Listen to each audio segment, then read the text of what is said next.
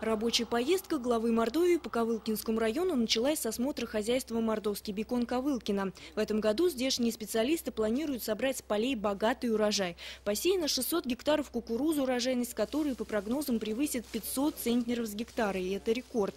Уже начали уборку зерновых. Как рассказали специалисты хозяйства, при севе в этом году применяли новые технологии, поэтому и урожайность планируется высокая. Только у яровых более 40 центнеров с гектара. Но, несомненно, гордость хозяйству поля со свеклой. Если в прошлом году ей было засеяно всего 250 гектаров, то в этом в 7 раз больше.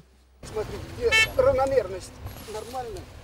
Здесь уже около 400 грамм. Затем глава республики посетил завод «Кирпич-силикатный». В этом году исполнилось ровно полвека с тех пор, как здесь выпустили первый ковылкинский кирпич. Сейчас производство расширилось. На заводе трудится почти 500 человек, 120 рабочих мест за жителями поселка Шингарина, что расположено рядом. Нам надо сохранять рабочие места, нам надо делать так, чтобы люди здесь могли работать и получать достойную заработную плату. Глава Мордовии поздравил заводчан с юбилеем, лучшим по профессии, награды, благодарности и почетные грамоты. Следующим пунктом в поездке стала мебельная фабрика в Ковылкино. Здешние мастера работают практически с любым материалом, а средняя зарплата на предприятии превышает 20 тысяч рублей. Один из последних крупных заказов – мебель для нового театра оперы и балета, который скоро откроется в Саранске. Все дерево, которое в театре вы увидите, будем открывать, это сделали они. Пожалуй, главный пункт рабочей поездки – вручение ключей от новых квартир участникам Великой Отечественной и вдовам ветеранов. В райцентре для них построили 3 новых дома, и в этот день вручили 118 ключей. Дмитрия Анатольевича Медведева и глава правительства Владимира Владимировича Путина. Спасибо им за этот подарок, что нам подарили. Еще благодарю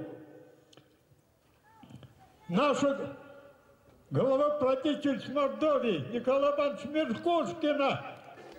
Петр Кривозубов, ветеран Великой Отечественной, был на войне разведчиком. Ему 88 лет. Совершил много ратных подвигов и вот, наконец, может пригласить гостей в свой новый уютный дом.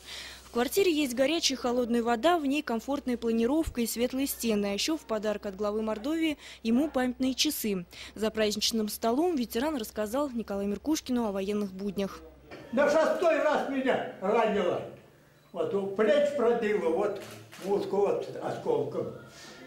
Скоро у бравого воина появятся соседи новоселы, тоже ветераны войны. Впрочем, с этого дня в истории Ковылкина начинается новая страница. Для ветеранов построен целый микрорайон, где для их детей, внуков и правнуков будет создана необходимая инфраструктура. Например, уже к 50-летию райцентра был открыт дворец торжеств, уникальный храм любви для молодоженов. И это только начало. Рядом совсем будет тут очень хорошая зона отдыха, спортивная зона. У вас построен здесь физкультурно-оздоровительный комплекс, построен стадион с искусственным покрытием.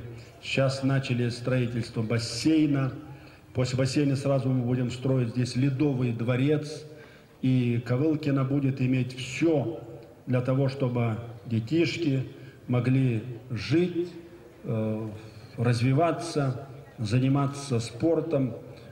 Глава Мордовии пообщался с жителями Ковылкино, выслушал их просьбы, благодарности. И главное, пожалуй, чем закончилась эта поездка – взаимное понимание, что сила народа и республики в единстве.